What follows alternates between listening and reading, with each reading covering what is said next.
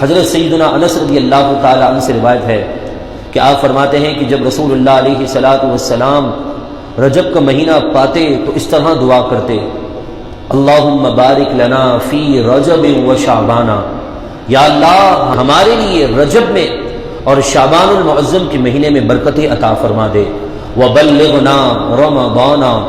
اور ہمیں رمضان المبارک کا مہینہ خیر و عافیت کے ساتھ دیکھنا نصیب فرما دے۔ اللہ تبارک و تعالی حضور کی یہ دعا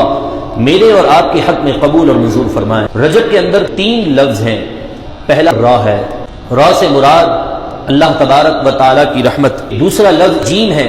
کہ جیم سے مراد اور مخلوق خدا کے جرم ہے، با سے مراد برکت ہے کہ اس مہینے کے آتے ہی اللہ تبارک و تعالی اپنی رحمت کے صدقے سے مجرموں کو گناہوں کو معاف فرما دیتا ہے۔ اور میرے آقا علیہ الصلوۃ والسلام نے فرمایا کہ رجب اللہ تبارک و تعالی کا مہینہ ہے،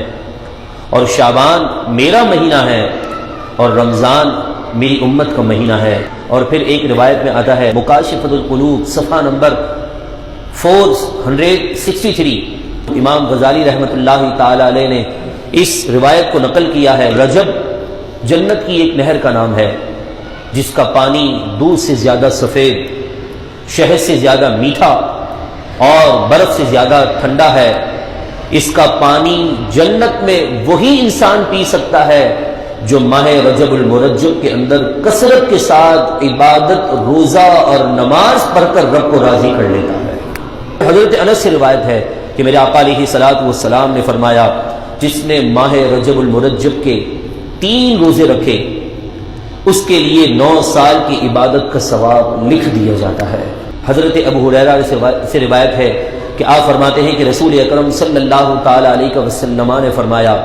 جس نے رجب کی 27 تاریخ کا روزہ رکھا